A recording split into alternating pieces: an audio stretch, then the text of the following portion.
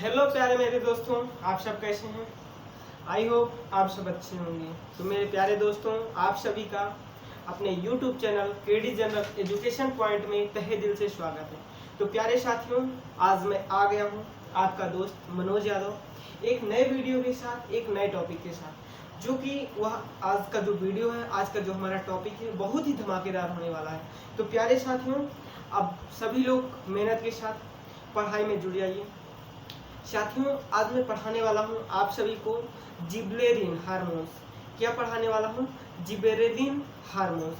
तो प्यारे साथियों, आज मैं जिबरेलिन हार्मोन्स को पढ़ाने से पहले आप सभी से एक ही गुजारिश करूंगा कि अगर आप हमारे YouTube चैनल या अपने YouTube चैनल परिवार से जुड़ना चाहते हैं तो प्लीज़ आप चैनल को सब्सक्राइब कर लीजिए, वीडियो को लाइक करिए, शेयर करिए और कमेंट सेक्शन में हमें कमेंट करके ज़रूर बताइए कि आपको कहाँ पे समस्या आ रही है। तो प्यारे साथियों, आज मैं पढ़ाने वाला हूँ जिबरेलिन हार्मोन्स।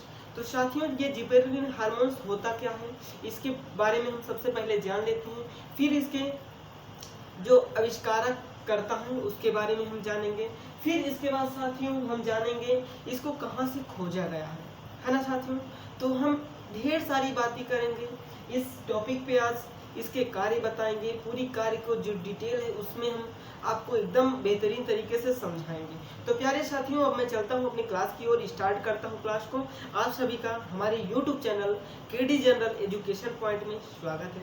चलिए साथियों, अब हम स्टार्ट करते हैं। आज का जो हमारा टॉपिक है जिबरेलिन, ठीक है, आइए देखते हैं साथियों। तो प्यारे साथियों, जो हमारा जिबरेलिन हार्मोन्स है, सर्वप्रथम इसकी खोज जापान में हुई थी। कहाँ पे हुई थी दोस्तों? जापान में हुई थी, ठीक है। जापान में एक वैज्ञानिक थे जिनका नाम था कुरोसावा। क्या नाम था? कुरोसावा था, ठीक है साथियों। क्या नाम था? कुरोसावा था, जिन्होंने साथियों धान की खेतों में इसका क्या किया था? इसका रिसर्च किया था, ठीक है, इसकी खोज की थी। तो प्यारे साथियों, यह एक ऐसा हार्मोन्स होता है जो हमारी क्या होती है, जो हमारी कलिकाएं होती हैं, कंद होता है या पेड़ पौधा होता है, उसकी वृद्धि में सहायक होता है। तो प्यारे साथियों, आप सभी को समझ में आ गया होगा कि जो जिबरेलिन हार्मोन्स है हमारा, वह क्या होता है? वह पादप हार्मोन्स होता है जो ग्रोथ के लिए बहुत ही महत्वपूर्ण होता है। तो प्यारे साथियों, चलिए अब हम समझते हैं, एक एक पॉइंट करके इसके बारे में समझेंगे, इसके कार्यों के बारे में समझेंगे। आप सभी लोग वीडियो के लास्ट तक बने रहिए, है ना साथियों। चलिए हम स्टार्ट करते हैं। तो आइए साथियों हम देखते हैं। तो प्यारे साथियों, जो जिबरेलिन हार्मोन्स है, इसको सर्वप्रथम इसकी खोज जापानी वैज्ञानिक के द्वारा की गई है। किसके द्वारा की गई है? जापानी वैज्ञानिक के द्वारा की गई है। वह जापानी वैज्ञानिक कौन थे साथियों? तो वह जापानी वैज्ञानिक थे कुरोसावा। कब की गई है साथियों? 1926 ईस्वी में की गई है। कहाँ पे की गई है साथियों? तो ये धान की खेती से हमें प्राप्त हुआ है। कहाँ से? धान की खेती में इसको देखा गया है, ठीक है साथियों।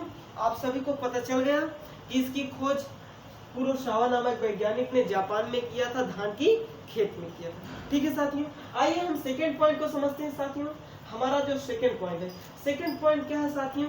यह एक वृद्धि क्या होता है? वृद्धि नियंत्रक हार्मोन्स होता है, या फिर इसे हम क्या कहते हैं? कार्बनिक रसायन पदार्थ कहते हैं, ठीक है साथियों। क्या कहते हैं?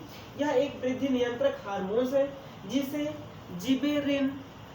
जिबरेलिन हार्मोन्स कहते हैं, या फिर इसी को जीए हार्मोन्स भी कहते हैं, ठीक है साथियों। इतनी बात सभी को क्लियर हो गई। आइए ये देखिए, यहाँ पे क्या है? जीए भी कहा जाता है। इतनी बात सभी को क्लियर हो गई। तो साथियों, आइए हम अगला पॉइंट समझते हैं। अगला पॉइंट क्या है? यह कमजोर अम्लीय होता है। यह कैसा हार्मोन्स है? कमजोर होता है, वीक एसिड होता है, ठीक है, वीक एसिड होता है, ठीक है साथियों। और इसमें जो एक महत्वपूर्ण होता है, जो मजबूत होता है, वो कौन सा होता है साथियों? तो GA3 होता है। कौन होता है? GA3 सबसे महत्वपूर्ण जिबरेलिन हार्मोन्स होता है। प्यारे साथियों, ये सभी पॉइंट आपको क्लियर हो रहे हैं? आप सभी लोग नोट्स बनाते चलिए, ठीक है। तो ये था आपको हार्मोन्स के बारे में थोड़ी सी चर्चा मैंने कर ली, जो आपके लिए इम्पोर्टेंट है, पढ़ना जरूरी था, जानना जरूरी था। तो प्यारे साथियों, अब आइए हम चलते हैं इसके जो मेन काम है, मेन जो कार्य है उसके बारे में हम समझते हैं। पॉइंट वाइज समझेंगे, इसका हम डिटेल में भी समझाएंगे।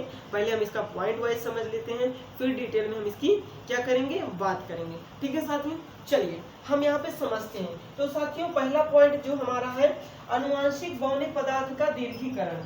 ठीक है, अनुवांशिक बौने पदार्थ का दीर्घीकरण। तो प्यारे साथियों इसका मतलब समझिए कि अनुवांशिक जो बौने पदार्थ है, ठीक है, उसका दीर्घीकरण कैसे होता है समझिए। जैसे साथियों जो हमारा पादप होता है या जो प्लांट होता है, अगर वह अनुवांशिक रूप से क्या है, बौना है, ठीक है, अनुवांशिक रूप से क्या है, बौना है, उसकी कोशिकाओं में वृद्धि नहीं हो रही है, तो हम यह जो हार्मोन्स है जिसको हम पढ़ रहे हैं जिबेरेलिन, ठीक है, इस हार्मोन्स को क्या करा के छिड़काव करके या इसको इंजेक्ट करा के किसी माध्यम से हम क्या कर सकते हैं, उस अनुवांशिक जो बौनापन है उसको रोक सकते हैं। प्यारे साथियों आप सभी को समझ में आ रहा होगा, आ रहा है ना। चलिए पहला पॉइंट क्लियर हो गया। और समझिए साथियों, इसको हम क्या कर सकते हैं, उसके जो अनुवांशिक बौनापन है उसको हम क्या कर सकते हैं, रोक सकते हैं। ठीक है साथियों, और देखिए यहाँ पे मक्का हो जाएगा, मटर हो जाएगा। मक्का और मटर के जो पौधे होते हैं, इनमें जो अनुवांशिक क्या होता है, बौनापन होता है, उसको बढ़ाने के लिए हम किस हार्मोन का उपयोग करते हैं साथियों, तो जिबरेलिन। ठीक है, किसका उपयोग करते हैं, जिबरेलिन हार्मोन्स का प्रयोग करते हैं। तो प्यारे साथियों आप सभी को ये पॉइंट क्लियर हो गया होगा, है ना। मैं आपको पॉइंट वाइज पढ़ाऊंगा, बहुत ही धमाकेदार क्लास होने वाली है ये, सभी लोग एक बार इसे शेयर कर दीजिए। चलिए अब हम समझते हैं, जो जिबरेलिन हार्मोन्स होता है वो कहाँ पे कार्य करता है, मटर के पौधे में इसका उपयोग किया जाता है, मक्के के पौधे में इसका उपयोग किया जाता है। इतनी बात सभी को समझ में आ गई दोस्तों, आ गई ना। चलिए साथियों इसका हम और भी क्या कर सकते हैं, इसका हम पेड़ पौधों की, यहाँ पे आप समझ लीजिए, कलिकाओं में, ठीक है, कलिकाओं की वृद्धि के लिए, कलिकाओं की वृद्धि के लिए भी हम इसका उपयोग करते हैं। ठीक है, क्या करते हैं, कलिकाओं की वृद्धि के लिए इसका उपयोग करते हैं। समझ में आ रहा है। और क्या होता है साथियों, इसमें पादपों की तने को बढ़ाने के लिए, ठीक है, पादपों की तने की लंबाई, तने की लंबाई में वृद्धि के लिए, लंबाई में वृद्धि के लिए, ठीक है साथियों, तने की लंबाई में जो वृद्धि है उसको क्या करने के लिए, बढ़ाने के लिए। इतनी बात सभी को समझ में आ रही है कि नहीं आ रही है, ठीक है। चलिए साथियों ये समझ में आ गया आपको।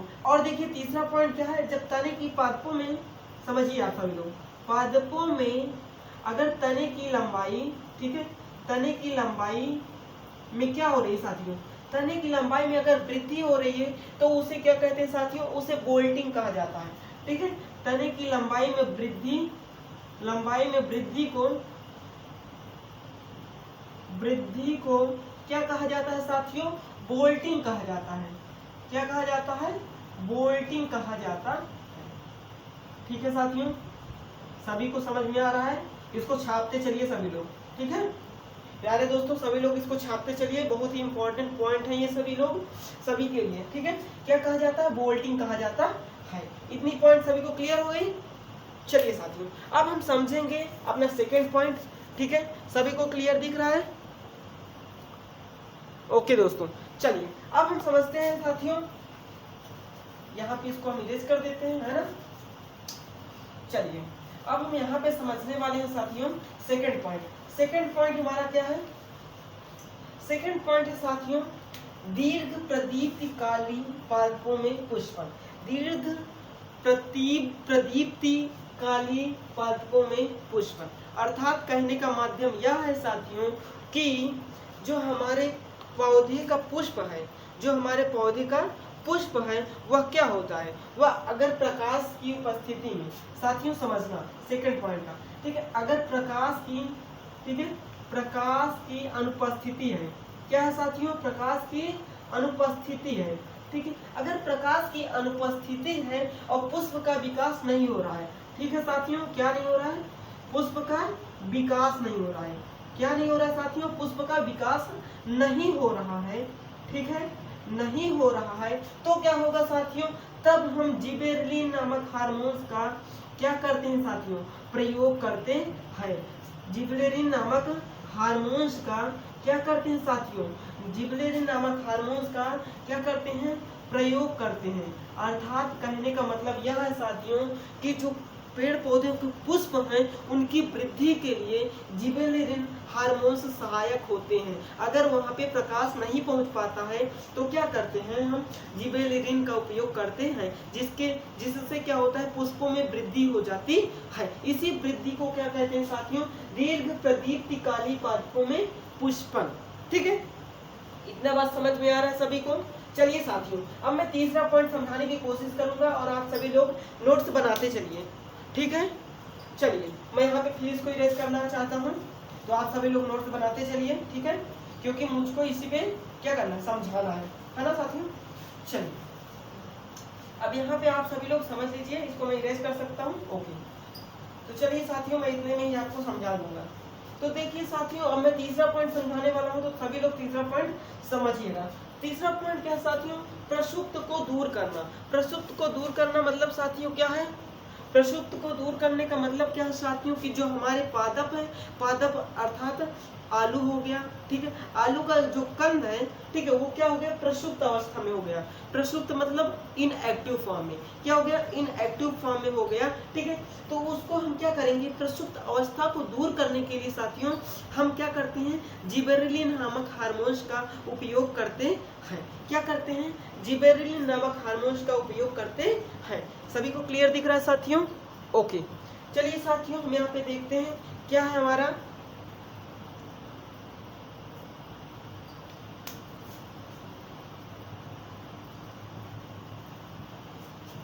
चलिए यहाँ पे हम देखते हैं, जैसे आलू है, ठीक है साथियों, क्या है, आलू में, ठीक है, या कंदों में, कंदों में शीतकालीन,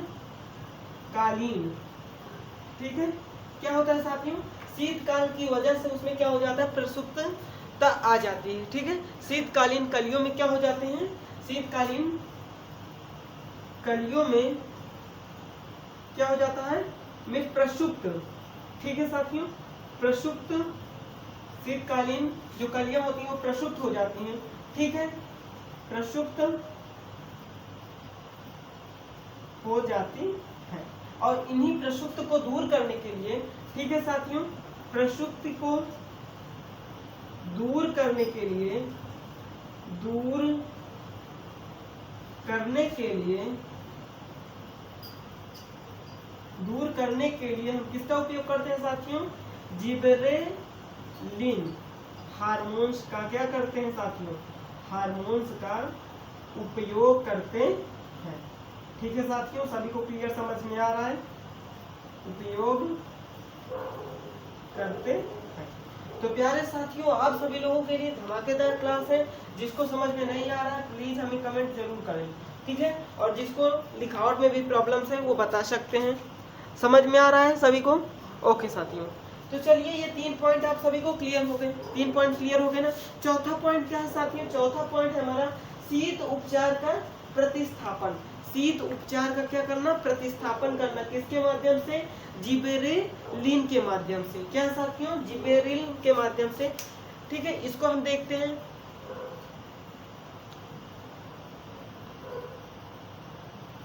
चलिए हम देखते हैं साथियों चौथा पॉइंट। ठीक है, हम इतने में ही समझाने वाले हैं, है ना साथियों। आइए देखते हैं चौथा पॉइंट क्या है साथियों, शीत उपचार। यानी कहने का मतलब यह है साथियों कि जो पेड़ पौधे हैं वो अपने क्या हो, अपने वातावरण के अनुसार, ठीक है, अपने आप को नहीं एब्जॉर्ब कर पाते हैं, उस कंडीशन में नहीं रख पाते हैं। ठीक है, तो उस कंडीशन में रखने के लिए, अपने तापमान को नियंत्रित बनाए रखने के लिए, ठीक है, जो पादप है साथियों, पादप अपने तापमान को क्या साथियों, तापमान को नियंत्रित, ठीक है, नियंत्रित बनाए रखने के लिए,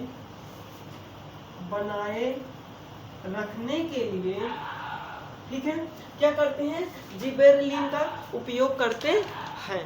ठीक है साथियों,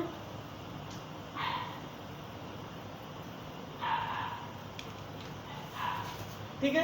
क्या होता है, पादपों में अपने तापमान को नियंत्रित कर बनाए रखने के लिए जिबरेलिन का उपयोग करते हैं। ठीक है, जिबरेलिन का उपयोग करते हैं। और एक बात समझिए हम लोग, ठीक है, उपयोग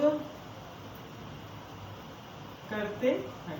ठीक है साथियों, और क्या है एक खास बात इसमें यह है कि जो पादप है अगर उसमें पुष्प 2 साल बाद लगते हैं, तो अगर हम उसमें जिबेरेलिन नामक हार्मोन्स का श्रावण कर देते हैं या छिड़काव करते हैं, तो वो क्या होगा, वह पादप में जो पुष्प होगा, ठीक है, वह पादप में जो पुष्प होगा साथियों, ठीक है, पुष्प एक ही वर्ष में क्या हो जाएगा, एक वर्ष में क्या हो जाएगा, विकसित हो जाएगा। ठीक है, यानी एक ही वर्ष में क्या हो जाएगा, उस पादप में क्या आने लगेंगे, फूल आने लगेंगे। ठीक है, पादप में फूल आने लगेंगे। ठीक है ना साथियों,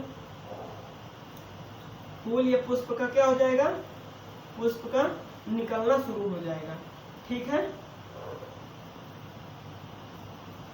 निकलना शुरू हो जाएगा। समझ में आ रहा है साथियों सभी को?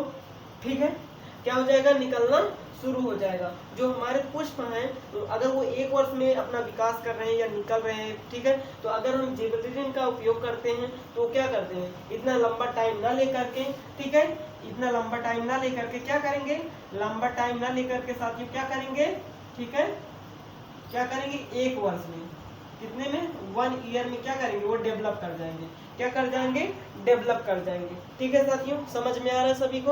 ओके, चलिए साथियों अब हम पांचवा पॉइंट समझ लेते हैं। सभी को क्लियर हो गई बात? ओके, आइए अब हम पांचवा पॉइंट समझते हैं।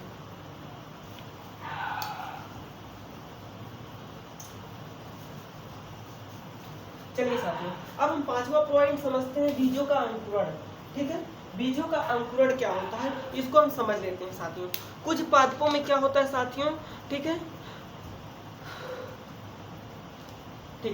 देखिए जैसे कुछ पादपों में क्या होता है साथियों, कुछ पादपों में क्या होता है, प्रकाश की उपस्थिति में क्या होता है, अंकुरण होता है। ठीक है, कुछ पादपों में जो बीज होते हैं उनका जो अंकुरण होता है वो किसकी उपस्थिति में होता है, प्रकाश की उपस्थिति में होता है। ठीक है साथियों, अगर मान लीजिए किसी कंडीशन वश वहां तक प्रकाश नहीं पहुंच पाता है, और क्या होगा, फिर तो जो हमारा बीज है वो अंकुरण नहीं करेगा, अंकुरित नहीं होगा, तो ठीक है, कोई दिक्कत नहीं है। ठीक है, हमारे कौन वैज्ञानिक है, कुरोसावा। ठीक है, वो क्या करे हैं, उन्होंने खोज किया है किसका, जिबेरेलिन का। ठीक है, तो वो क्या काम करेगा साथियों, कुछ पादप है जिनके बीज, ठीक है, जिनके बीज का अंकुरण, ठीक है, जिनके बीज का अंकुरण प्रकाश की उपस्थिति में होता है, प्रकाश की उपस्थिति में, ठीक है साथियों, उपस्थिति में होता है। ठीक है, यदि प्रकाश वहां पे उपस्थित नहीं है, ठीक है साथियों, यदि वहां पर प्रकाश उपस्थित नहीं होता है,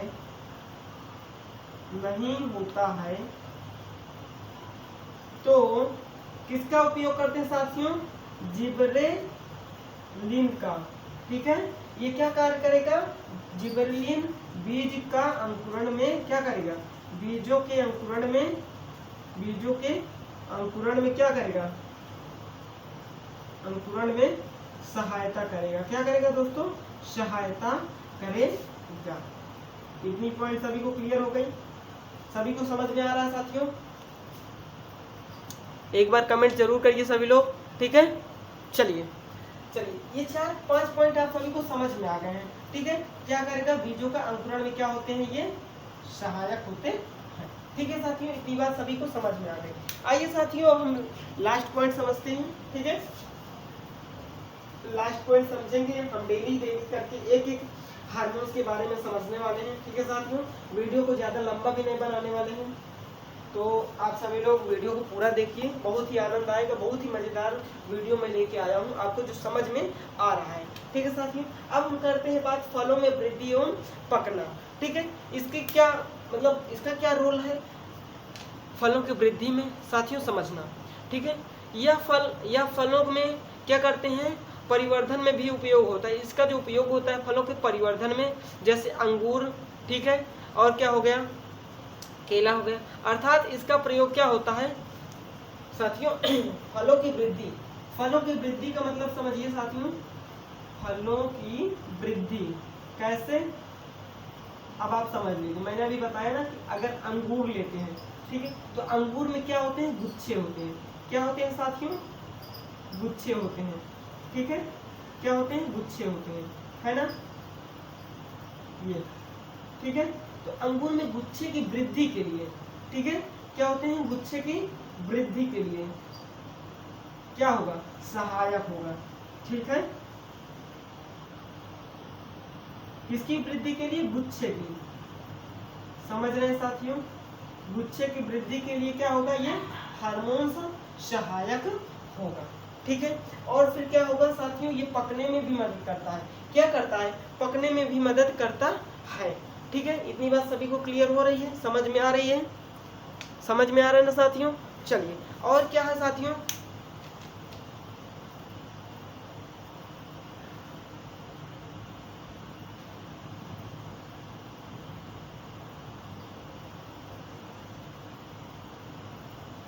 चलिए इतनी बात सभी को समझ में आ गई। और यह क्या कार्य करता है साथियों, पकाने में मदद करता है, ठीक है, फलों को पकाने में, ठीक है, किसको पकाने में साथियों, फलों को, फलों को पकाने में क्या करते हैं, सहायता करते हैं, ठीक है, ये इनके माध्यम से सहायता होती है, ठीक है। तो सभी को समझ में आ गया क्या क्या, जिबेरेलिन जापानी वैज्ञानिक कुरोसावा ने 1926 में इसकी खोज किया था धान की खेतों में, ठीक है साथियों। यह एक वृद्धि नियंत्रण हार्मोन्स है, ठीक है, जिसे जिबरेलिन या फिर GA भी कहा जाता है। इतनी बात सभी को समझ में आ गई। यह कमजोर अम्लीय होता है, ठीक है, और जो सबसे क्या होता है एक्टिव है वो GA3 है। कौन सा है, GA3 है। और मैंने सभी पूरा 4-5 पॉइंट के बारे में डिटेल में मैंने साथियों आपको बता दिया है। तो प्यारे साथियों, आप सभी लोग एक बार कमेंट सेक्शन में जरूर हमें कमेंट करके बताइए कि आपको ये वीडियो समझ में आया है, ये टॉपिक आपको समझ में आया है। अगर आया है तो आप मेरे लिए क्या होंगे, एक मोटिवेशन होंगे, ठीक है। तो मैं और ढेर सारे अच्छे कंटेंट आपको लाके पढ़ाता रहूँगा। और वीडियो आप शेयर करते रहिए, लाइक करिए, चैनल को हो सके तो जल्दी से जल्दी सब्सक्राइब करवा दीजिए, ठीक है दोस्तों। तो चलिए दोस्तों, ये वीडियो आज यहीं तक के लिए। अगली क्लास में हम लेके आएंगे साइटोकाइनिन हार्मोन्स। क्या साथियों, साइटोकाइनिन हार्मोन्स, ठीक है। तो नेक्स्ट वीडियो में जो हमारा हार्मोन्स रहेगा वो कौन सा रहेगा साथियों, आप सभी लोग नोट कर लीजिए, पढ़ने के लिए तैयार हो जाइए, ठीक है। साइटोकाइनिन क्या है, साइटोकाइनिन, ठीक है साथियों, साइटोकाइनिन हार्मोन्स। नेक्स्ट वीडियो में हम क्या करने वाले हैं साथियों, पढ़ने वाले हैं, ठीक है।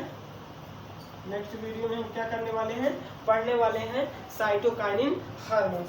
तो प्यारे साथियों, आप सभी का तहे दिल से स्वागत है। आप सभी लोग पढ़ाई करते रहिए, घर पे रहिए, सुरक्षित रहिए, मस्त रहिए। थैंक यू दोस्तों, जय हिंद, जय भारत।